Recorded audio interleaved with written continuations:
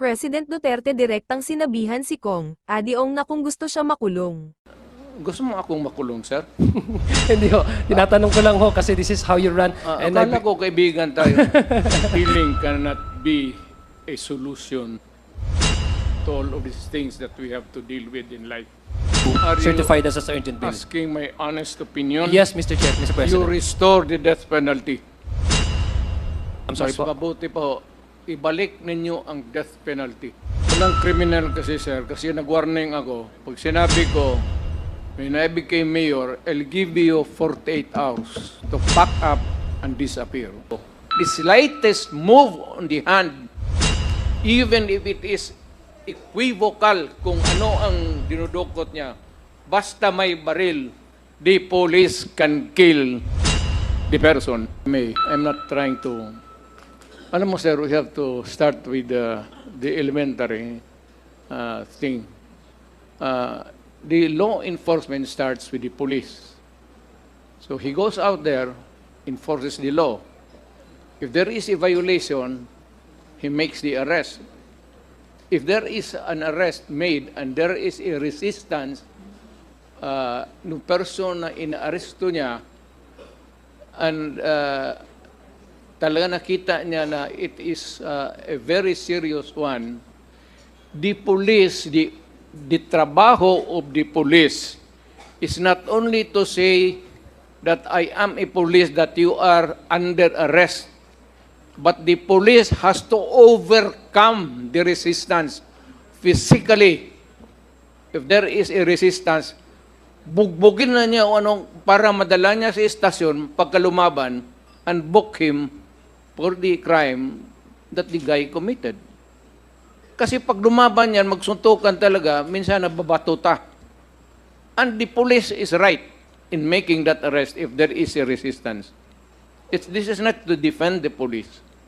Pero kung sila mismo, naalanganin na sila, o yung may raid, tapos may baril, hindi na kailangan sila magtanong ng ano, walang kaseremonya yan. It's either we say, you surrender, raid ito, at may maling galaw, the slightest move on the hand, even if it is equivocal kung ano ang dinudukot niya, basta may baril, the police can kill the person. Okay. Oh, Yeah. Thank you. Thank you very much for that, Mr. President, Mr. Chairman. Now, that's given, for example, that scenario, no? Would you say, Mr. Chair, that I agree with you, talaga may karapatan yung mga pulis mo mang depensa, no? Even hindi lang ho pulis, no, Mr. Chair. Even yung mga ordinary tao, if you feel threatened, talagang you have the right to defend yourself. But again, going back, Mr. Chair, doon sa issue ng EJK, because this is what I'm trying to understand, Mr. Chair. extrajudicial killing, sir? Yes po. Sige, Okay. okay. This is what I'm trying to understand po, Mr. Let's Chair. No? zero in on that issue, sir. Yes po. The reason why I'm asking you this, Mr. Chair, is, again, remember po, Mr. Chair, I premised my question on the very basic principle of the rule of law, due process, and etc. So the question is, of course, tayo po, it's easier for us to accuse, no?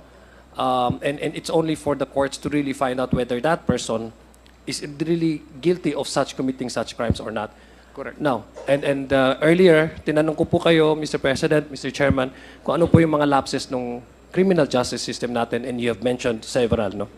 Kaya nga po ang tanong ko, binabalikan ko po, kasi this is the contention of the discussion right now, is it justifiable, for example, that those who's the power to designate, for example, if a person is guilty or not in certain crimes, can also be taken up.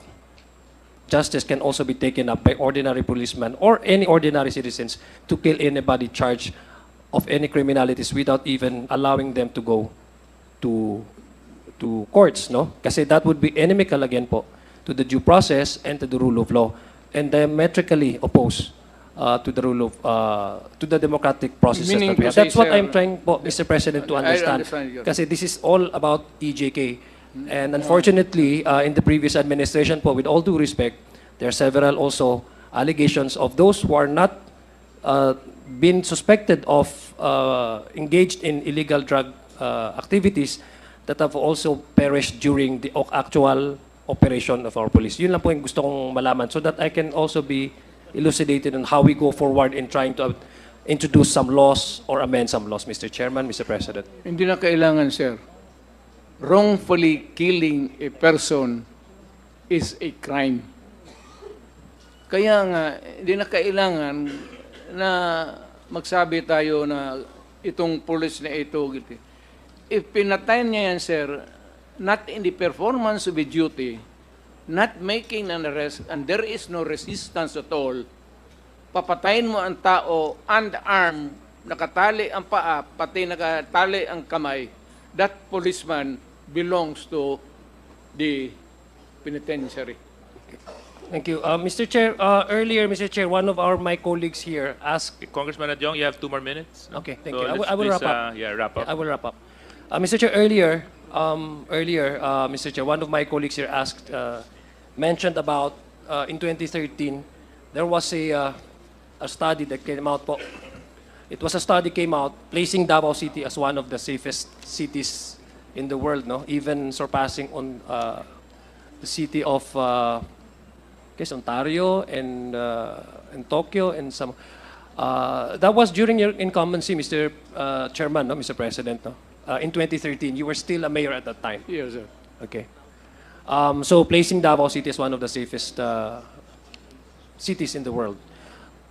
Do you attribute that, the study, the research that was conducted, do you attribute that to the number of arrests or the dispensation of justice for the operation of the courts, or do you attribute that to the EJ case, Mr. Chair, Mr. President? Killing cannot be a solution to all of these things that we have to deal with in life. Yung ako ang mayor, sir, alam nila, when I was a prosecutor, alam na nila, including the police. Alam na ng police. Takot ang police sa akin kasi wala akong patawad. Alam na ng taong Davao na pagka ikaw ay nagkasala, talagang walang akong patawad. Hindi ako nagpapabor ng police, sir. Pag nagkamali ang police, ako mismo. At ako mismo ang nagbubugbog sa policeman. Tanong ka ng, nandito man si, ako mismo ang bumibiran ng police pagka inaano nila yung sibilyan na what for every reason, layo na maglasing, magbugbog ng asawa. Pag pumunta yan sa City Hall, sir, talagang black and blue yan. Sipa, suntok. Thank you, Mr. Chair. So I take that as yung... Ganun ang disiplina, sir, sa pulis ko. Hindi ko pinagyayabang. Kasi may baril yung pulis eh. Kaya lang, alam nila may kasalanan sila. Kung mo basta-basta gawin yan sa basta na lang. Pero ganun ang practice ko. Binubugbog ko talaga. Mr. Chair, I have here po the ito pong ranking ninyo, pang 12 po ang Davao the safest. Let me go back to the question po, Mr. President, Mr. Chairman. Ang gusto ko lang pong malaman is, of course, there are criteria, again, Yes, sir. there are criteria for Davao City to land 12 spot, no, among the safest. I wasn't really asking about how the former president and the former mayor dealt with the airing cops in his city. I was just asking about the study that was conducted. I'm sure hindi po you're very proud of, lahat naman to magiging proud po kasi safest city. I just like to ask po the former president, would he attribute this this accomplishment to the killings of criminals, alleged criminals in the streets, no? Itong EJK, would he attribute that to the number of arrests or the fast dispensation of justice in the operation of the courts in Davao City? Walang criminal kasi, sir. Kasi nag-warning ako. Pag sinabi ko, when I became mayor, I'll give you 48 hours to pack up and disappear. Yan ang warning ko. Ngayon, after 48 hours, pag nakita kita, Ano po? Tama na. Ano pong mangyayari after 48 hours pag nakita niyo po sila? Yun ang hindi ko masagot, sir, sa iyo. Kasi gusto mo akong makulong, sir? Hindi ho. Tinatanong ko lang ho kasi this is how you run. And Akala ko kaibigan tayo.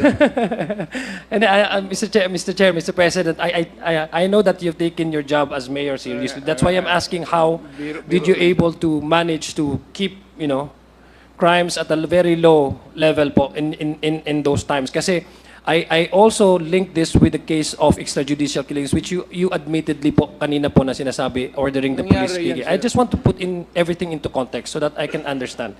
Now, Mr. Chair, for my final question, I believe I'm wrap up. For my final questions, earlier, Mr. President, Mr. Chair, you also mentioned, you were asked also, bakit you resorted to ordering the police pag nanglaban, patayin, pag ano, kasi tapos ang response niyo po, I think it was Congresswoman Franz Castro who asked that question.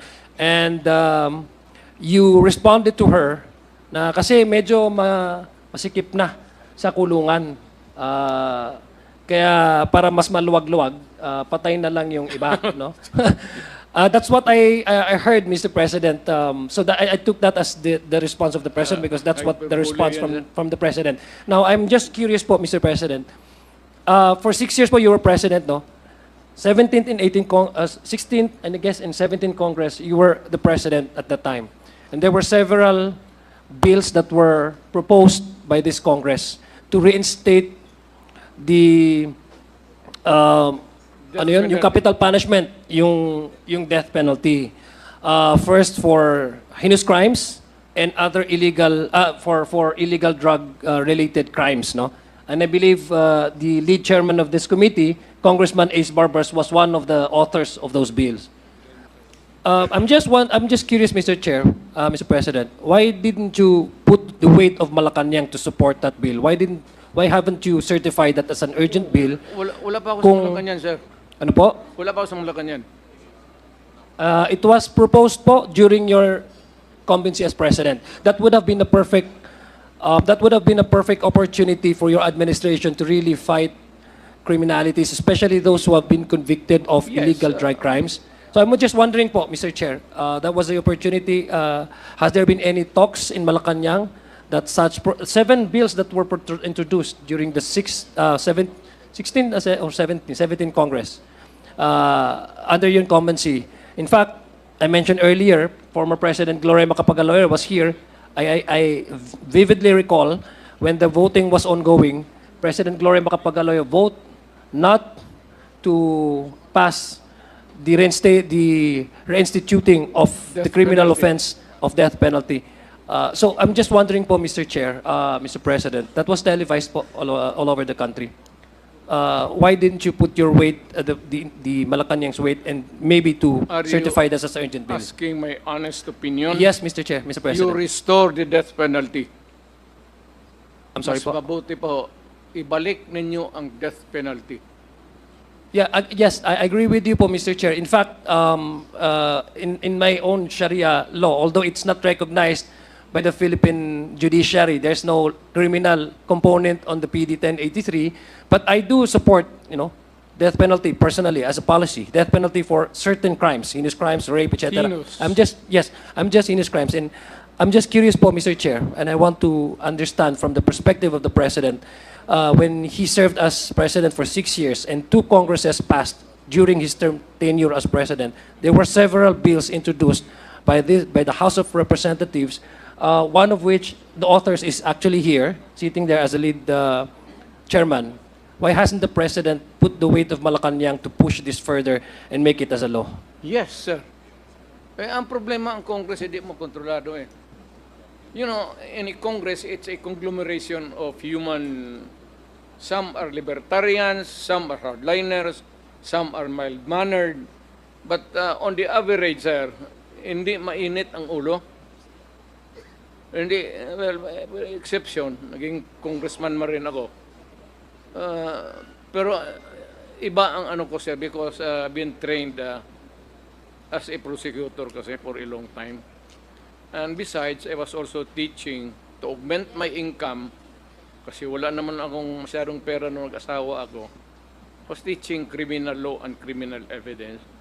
So malapit talaga ako dyan sa crime. But stricto ako dahil nga natuturo ako. Alam ng pulis yan. Pati yung pulis na yan, wala yan silang patawad.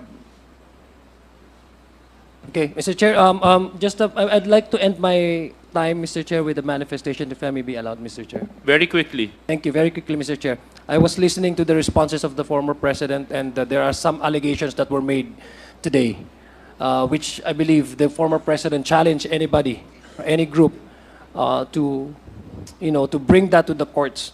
And that challenge, Mr. Chair, I take it as a form of the president's believing in the rule of law.